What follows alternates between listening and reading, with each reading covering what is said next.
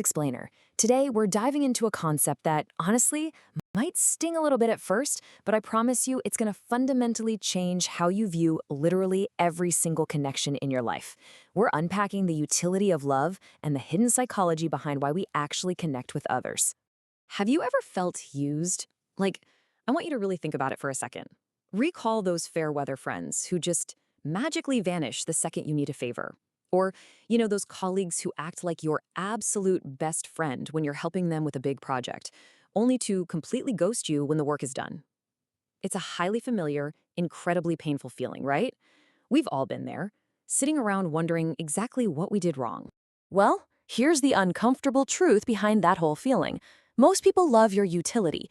They don't necessarily love you for who you are. They love how useful you are to them. Now wait, before you tune out and think this is just some cynical view of humanity or worse, a personal feeling on your part, let me assure you it is absolutely not. This is just an uncomfortable yet entirely fascinating truth that's deeply rooted in how human beings are neurologically and biologically wired. Okay, let's dive into this. Section 1, the psychology of utility. Let's look at the hard science of connection here. If we trace the evolution of relationships, we really have to go way back to early human tribes. Back then, friendships and meeting weren't just about having warm, fuzzy feelings for someone over a casual cup of coffee. They were literal survival coalitions. You needed people for food, for protection, to help raise your children. Then, as we moved into early settlements, it became a bit more about complex resource sharing. Fast forward to today, in modern society, and those primal survival needs have evolved into seeking status, networking, or emotional support. Our ancestral need for these survival coalitions essentially laid the biological groundwork for today's conditional, utility-driven relationships. Evolution quite literally designed our attachment mechanisms to keep beneficial bonds going, because back in the day, being exploited without getting a return was evolutionarily deadly. And that brings us to the core psychological framework governing all of this, social exchange theory. This is a psychological concept where we subconsciously perform a cost-benefit analysis in every single relationship we have, aiming to maximize our rewards and minimize our costs. Basically, we are all just subconscious accountants when it comes to our social lives. Let's look at relationship economics to see how that math actually works in our heads. On one side of the ledger, we have our rewards, things like emotional support, fun, status, help. On the flip side, we have our costs, time, energy, emotional labor. In literally any relationship, we're constantly looking for a profit. Studies show that people stay in a relationship as long as what they are getting meets or exceeds their comparison level, and that's basically just the psychological baseline of what they think they deserve. When the profit of a relationship drops below that comparison level, maybe because the costs have gotten way too high or the rewards dipped too low, people naturally just pull back. This dynamic perfectly explains the really stark difference between conditional and unconditional love. Conditional love is based entirely on performance, exchange, and utility. Unconditional love, on the other hand, which accepts you completely without requiring any performance at all, is actually quite rare. It's usually reserved for healthy parent-child bonds. The really fascinating and honestly sometimes tragic part of this is that so many of us grew up with conditional love. We were explicitly taught, hey, I'll love you if you're successful or good or obedient. And those childhood conditions wire us to become the useful one in adulthood. We turn into the helper, the listener, the provider, desperately chasing transactional connection because we mistakenly think our utility is actual love. Now, what's really interesting about this next slide is how we can spot these theoretical concepts playing out. Section 2, spotting transactional relationships. So how does this actually look out in the wild? I'm pretty sure at least one of these everyday scenarios is going to resonate with you. There's the friend who absolutely loves your parties and your networking connections, but they completely ghost you the second you need a shoulder to cry on. Or how about the romantic partner who adores your ambition and your drive, right up until burnout hits and you just need a week of solid rest? We even see this clearly in family dynamics, right? Think of the golden child who contributes status or resources versus the scapegoat who doesn't. These everyday scenarios really ground the science and show just how pervasive utility love actually is. So how do you know for sure if you're caught in one of these dynamics? Well, ask yourself a few questions. Do your conversations center heavily on what you can do for them? Do they suddenly pull away during your low periods when you aren't on or producing value?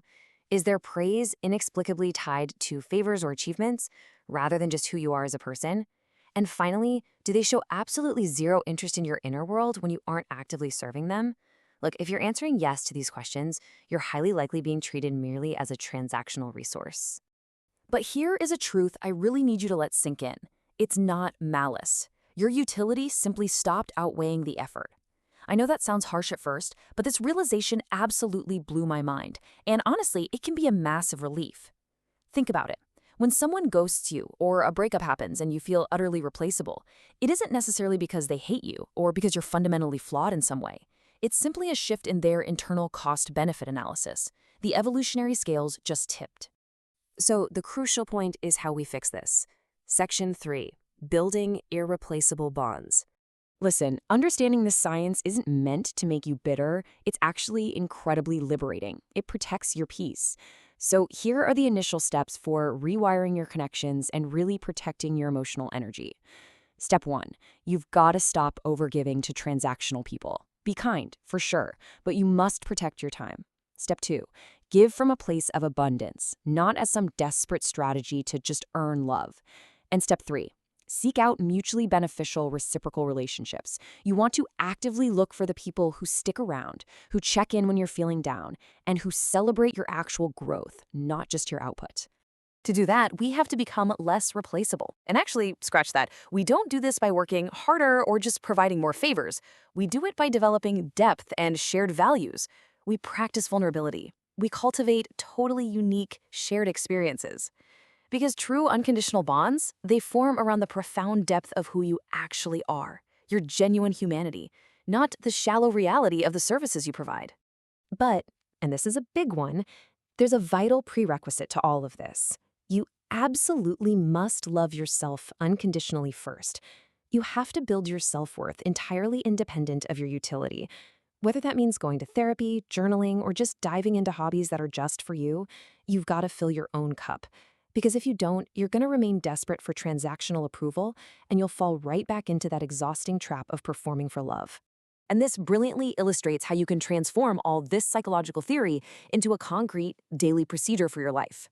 You need an actionable audit. Step 1, audit your circle right now. Like, who actually stays during the hard times?